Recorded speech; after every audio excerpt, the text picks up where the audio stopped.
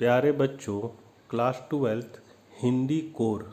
बहुत सारे बच्चे रिक्वेस्ट कर रहे थे कि हिंदी इलेक्टिव का आपने वीकली टेस्ट महत्वपूर्ण प्रश्नों को बताया, उसी तरह हिंदी कोर का भी बताइए। थोड़ा सा लंबा है, सारे जो इस बार वीकली टेस्ट में आने वाले हैं सैटरडे को क्वेश्चन, वो उन महत्वपूर्ण प्रश्नों को मैंने सारा कवर करने का कोशिश किया, इसलिए वीडियो थोड़ा लंबा हो सकता है। जल्दी जल्दी थोड़ा बताएंगे, आप लोग ध्यान से इसको देखिए। पहला क्वेश्चन है, कविता के बहाने कविता के लेखक कौन है? तो यहाँ हो जाएगा कविता के बहाने का लेखक है कुंवर नारायण। दूसरा है, बच्चे और कविता क्या जानते हैं? तो भेदों के बंधन से ऊपर उठकर एक होना जानते हैं। कविता एक बार विकसित होकर क्या हो जाती है? तो अमर व अमिट हो जाती है। कवि के अनुसार कविता और चिड़िया की उड़ान में क्या भिन्नता है? तो इसका देखिए ऑप्शन आप देख लीजिए, ये ऑप्शन है, इसका सही आंसर है चिड़िया की उड़ान की सीमा निश्चित है, जबकि कविता की कोई सीमा नहीं है। फिर है, कविता में बच्चों के खेल की तरह होती है तो क्या? तो विकास की असीम संभावनाएं, अर्थ की व्यापक संभावनाएं और रचनात्मक ऊर्जा सभी होती, इसलिए उपरोक्त सभी हो जाएगा। कविता की उड़ान कौन नहीं जान सकता है? तो चिड़िया। कविता किसके खेल की तरह होती है? तो बच्चों के। कवि के अनुसार कविता की समता कौन नहीं कर सकते हैं? तो ये हो जाएगा फूल। किसकी उड़ान सीमा या बंधनों से मुक्त है? तो कविता की। बिना मुरझाए महकने के माने फूल क्या जाने, पंक्ति से क्या आशय है? तो इसका हो जाएगा कविता के खिलने की मर्म को फूल भी नहीं जान सकता। यह घर वह घर में कौन सा अलंकार है? तो अनुप्रास। कविता के अनुसार पंखों की समानता किससे नहीं की जा सकती है? तो चिड़िया के पंखों से। कवि के अनुसार कविता का खिलना किसकी तरह है? तो फूलों के खिलने की तरह।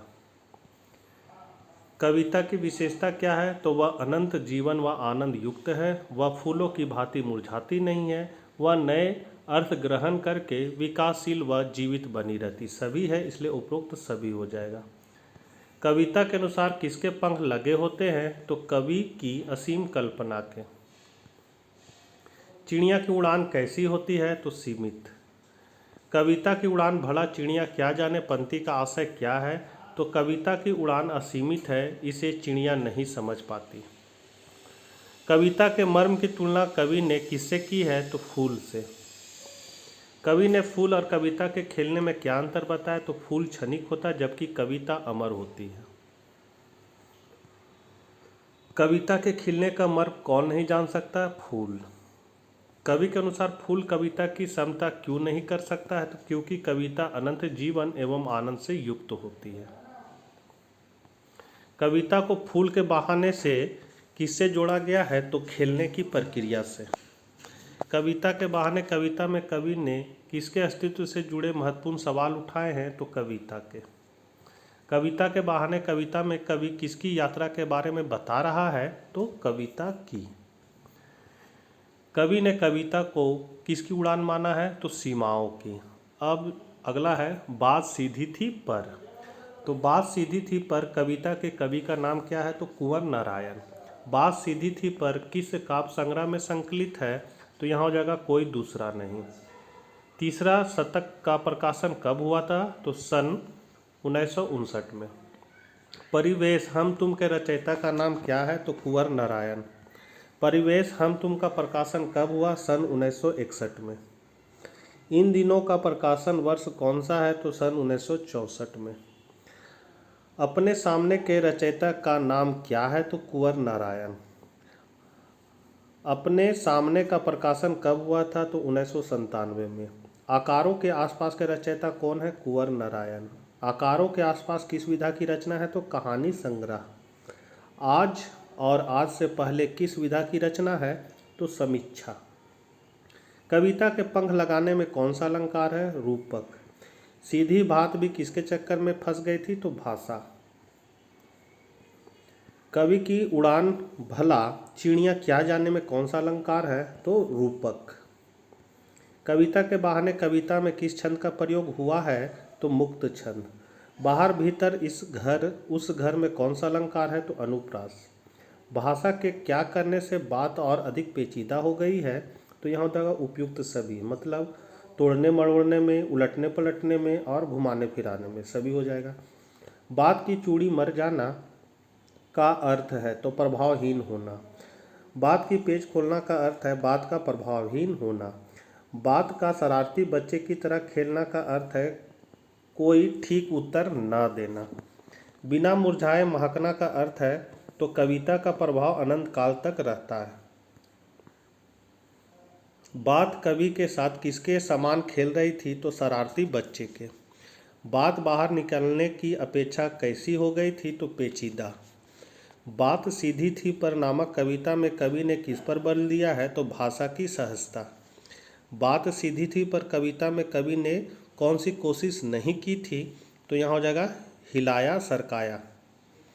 भाषा को घुमाने फिराने से बात कैसी हो जाती है तो पेचीदा। अब अगला टॉपिक है आपका बाजार दर्शन, जिसको जैनेन्द्र कुमार ने लिखा है। इसका ऑब्जेक्टिव क्वेश्चन है बाजार के जादू की तुलना किससे की गई है तो चुंबक के आकर्षण से। लेखक के मित्र बाजार में क्या लेने गए थे तो एक मामूली चीज। किसके कारण भगत जी का मन बाजार के आकर्षण से विचलित नहीं होता तो निश्चित प्रतीत के बल के कारण। बाजारवाद को किससे बढ़ावा मिलता है तो मन के खालीपन से। लेखक के अनुसार बाजार कब जाना चाहिए तो जब मन खाली ना हो। आदिकाल से सामान खरीदने के विषय में किसकी प्रमुखता प्रमाणित है तो पत्नी की। लेखक के अनुसार कपट के बाजार हैं तो मानवता के लिए विडंबना। जहां सद्भाव का ह्रास हो ऐसे बाजार को लेखक ने किसका बाजार बनाया है तो कपट का बाजार है। लेखक के अनुसार शून्य होने का अधिकार केवल किसका है तो परमात्मा का। पैसे की व्यंग शक्ति किसके सामने नहीं चलती है तो यहाँ हो जाएगा उपरोक्त सभी। उपरोक्त सभी में आपका है आध्यात्मिक शक्ति के सामने, धार्मिक शक्ति के सामने और नैतिक शक्ति के सामने। बाजार दर्शन पाठ के लेखक कौन है तो जैनेन्द्र कुमार। लेखक के अनुसार किस हालत में बाजार के जादू का असर खूब होता है तो जब जेब भरी हो और मन खाली हो। लोग भगत जी का चूरन लेने को क्यों उत्सुक रहते हैं तो हो जाएगा वे उनसे सद्भावना रखते हैं। लेखक के अनुसार ज़्यादातर लोग सामान किसके कारण खरीदते हैं तो हो जाएगा परचेजिंग पावर के कारण। सद्भाव के ह्रास की परिणति क्या है तो हो जाएगा ग्राहक द्वारा पैसे की शक्ति दिखाना, ग्राहक द्वारा अधिक सामान खरीदना, दुकानदार द्वारा निरर्थक वस्तुएं बेचना सभी हो जाएगा। बाजार मनुष्य को कैसे बेकार बना देता है तो असंतोष से घायल करके, तृष्णा से घायल करके और ईर्ष्या से घायल करके, तीनों हो जाएगा उपरोक्त सभी। बाजार दर्शन से लेखक का क्या आशय है तो उपरोक्त सभी हो जाएगा। लेखक के अनुसार ठाठ दे कर मन को बंद करके रखना क्या है तो मूर्खता। बाजार में खड़े होकर व्यक्ति को क्या लगता है तो यहाँ कितना अतुलित है और मेरे पास कितना कम। बाजार दर्शन पाठ में किस सद्भाव के ह्रास की बात की गई है तो दुकानदार के सद्भाव की और ग्राहक के सद्भाव के, दोनों की गई, इसलिए स हो गया।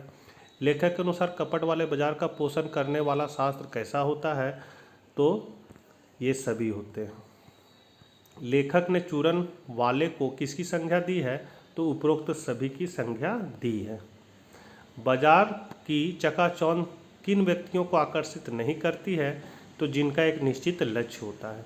बाजार दर्शन पाठ में लेखक ने किसे स्पष्ट किया है तो उपरोक्त सभी। पैसे की व्यंग शक्ति का क्या कर सकती है तो सगों के प्रति कृतज्ञ। पैसे की व्यंग शक्ति किस शक्ति के आगे चूर चूर हो जाती है तो नैतिक सबलता। मोटर गाड़ी से वंचित होकर लेखक को क्या प्रतीत होता है तो विडंबना। लेखक के अनुसार बाजार के जादू की क्या मर्यादा है तो वह केवल उन लोगों पर असर करता है जिनके मन खाली होते। भगत जी सदैव किस नियम पर डटे रहते थे तो 6 आने से अधिक का चूरन न बेचना। बाजार लोगों को आमंत्रित क्यों करता है तो ग्राहकों को लूटने के लिए। मैं तुम्हारे लिए हूँ पंक्ति में मैं शब्द किसके लिए प्रयोग हुआ है तो बाजार के लिए। मुख्य आमंत्रण कौन सा कार्य करता है तो ग्राहक में चाह जगाने का। संयमी व्यक्ति पैसे के प्रयोग की आवश्यकता क्यों नहीं समझते तो पैसे जोड़ने पर मन गर्व से भरा रहने के कारण। फिजूल सामान को फिजूल कौन समझते हैं तो संयमी। पैसा बहाने से क्या अभिप्राय है तो फिजूल खर्ची करना। लेखक के अनुसार वह कौन सी शक्ति है जो अपने सगों के प्रति कृतज्ञ कर सकती है? तो पैसे की बैंक शक्ति। लेखक के अनुसार धूल उड़ाती हुई मोटर गाड़ी हृदय पर क्या छोड़ जाती है? तो व्यंग लिख। चूरन बेचने वाले का स्वभाव कैसा था? संतोषी। चूरन शीघ्र बिक जाने का क्या कारण था? चूरन की गुणवत्ता।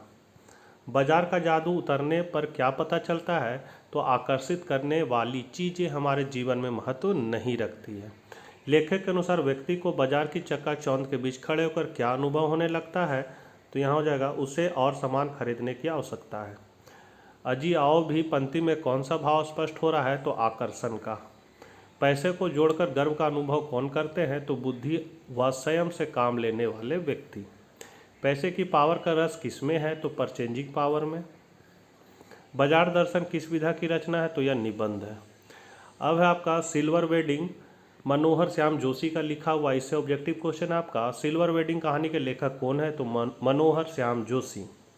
पार्टी के दिन यशोधर बाबू अपनी शाम की पूजा का समय क्यों बढ़ा देते हैं? क्योंकि वे चाहते कि पार्टी में आए लोग खा पी कर जाएं।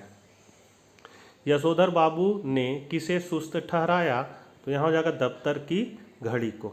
सिल्वर वेडिंग कहानी में बुजुर्गों के प्रति कम होती सम्मान की भावना क्या व्यक्त करती है? तो हाशिए पर जाते मानवीय मूल्यों को।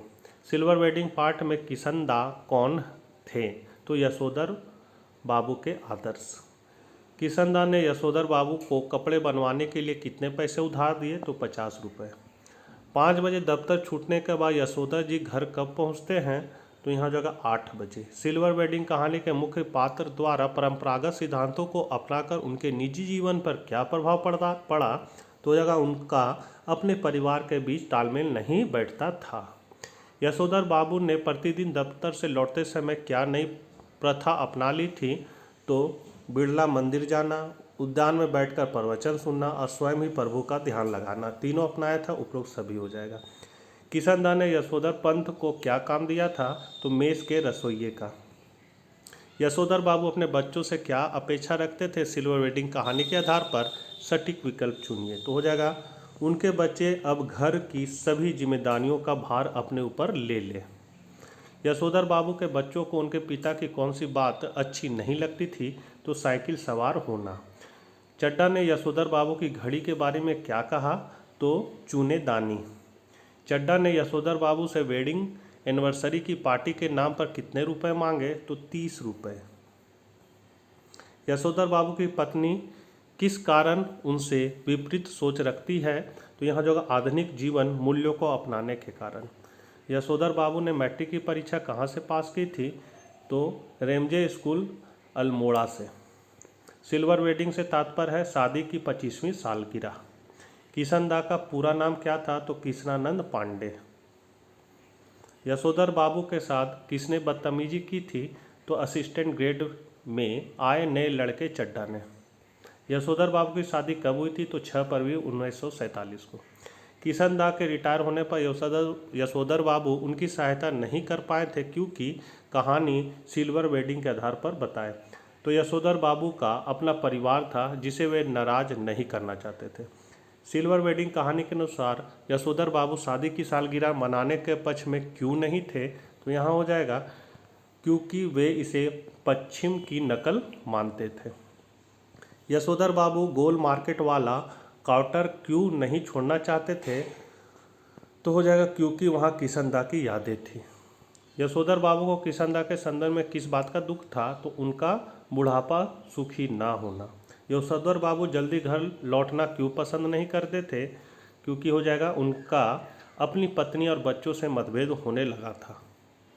यशोधर बाबू को सरकारी नौकरी किस प्रकार मिली? सिल्वर वेडिंग कहानी के आधार पर सही विकल्प चुने। तो उनके मित्र किशनदा की सहायता से। यशोधर बाबू के व्यक्तित्व निर्माण में किशनदा ने कैसे योगदान किया? तो जगह नौकरी लगाने के साथ जीवन के विभिन्न प्रसंगों पर दिशा निर्देश देकर। यशोधर बाबू अपनी पत्नी के विरोध का मजाक क्या कहकर उड़ाते थे? तो हो जाएगा साइनल बुढ़िया, चटाई का लहंगा, बूढ़ी मुँह मुहासे से लोग करे तमाशे। उपरोक्त सभी हो जाएगा।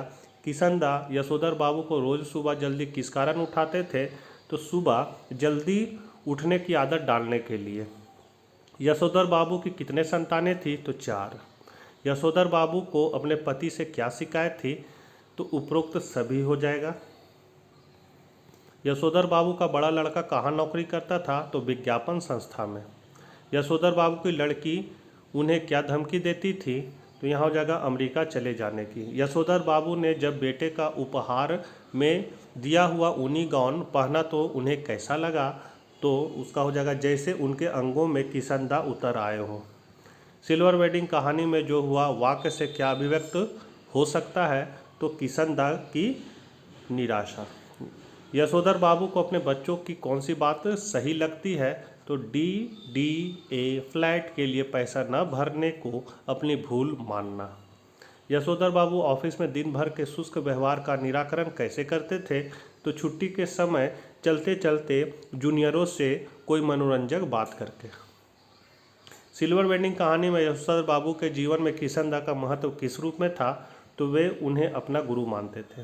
सिल्वर वेडिंग पाठ के अनुसार पश्चिम सभ्यता के अंधानुकरण के कारण क्या समाप्त हो रहा था, तो उपरोक्त सभी, मतलब मानवीय मूल्य, बड़े बुजुर्गों के प्रति सम्मान भाव, अपनों के प्रति आत्मीयता, ये सब समाप्त हो रहा था, तो उपरोक्त सभी।